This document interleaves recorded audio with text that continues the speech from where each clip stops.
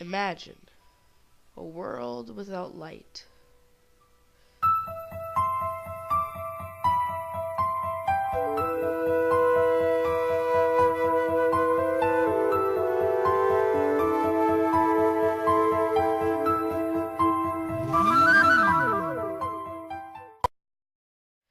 Electricity has been around for an eternity, but not until the time of Thales did we know what it really was.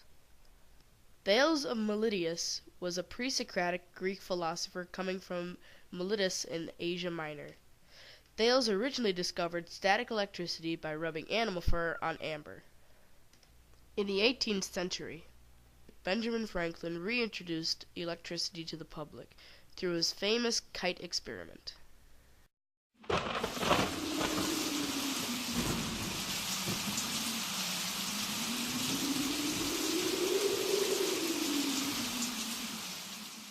His experiment with the kite included a kite with a key tied to the end of the string, which was connected to a Leyden jar.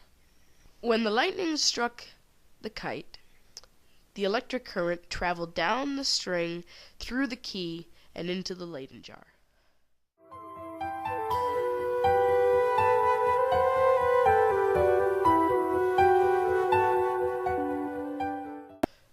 Many of you are wondering what in fact is a Leyden jar. Well, a Leyden jar is basically an old-fashioned battery.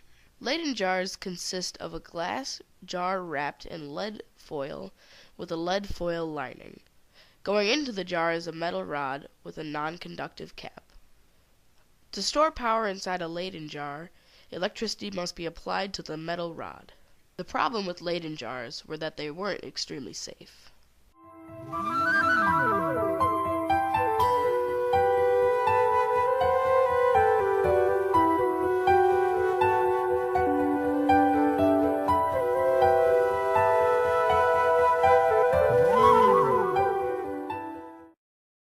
Thomas Edison had a large contribution to the invention of electricity.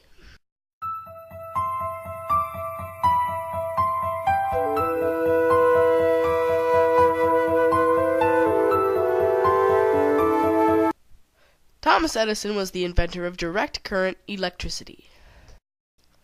Thomas Edison also invented many other useful things, such as the light bulb.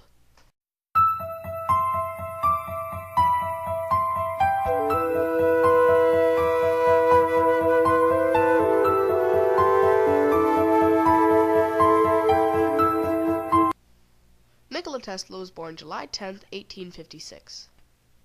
He teamed up with George Westinghouse in 1888 to work on their invention of alternating current electricity. He rivaled Thomas Edison with his direct current power, thus creating the War of the Currents. It was AC versus DC. He made up lies about AC power. He protested and even electrocuted a circus elephant. Basically, he was a jerk. DC power had many problems of its own. It killed small children and started many house fires. Also, they needed to build substations every 2 miles. If it weren't for Nikola Tesla, we would still be doing this today. Tesla's AC power could travel hundreds of miles without having to build a substation.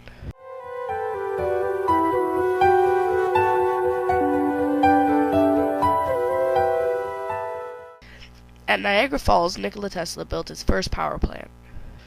George Westinghouse noticed how much of a success Nikola Tesla's invention was becoming. So they teamed up to present it in the World's Fair in 1893.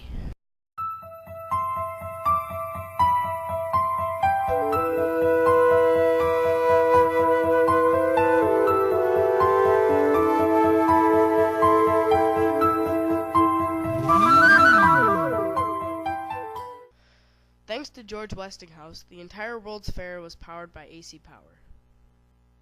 They'd even built a small power plant just for the World's Fair. Thanks to Nikola Tesla's alternating current electricity, we now have the ability to spread power all over the world. We have TV, we have computers, we have iPods, and better medical equipment to help those who are sick.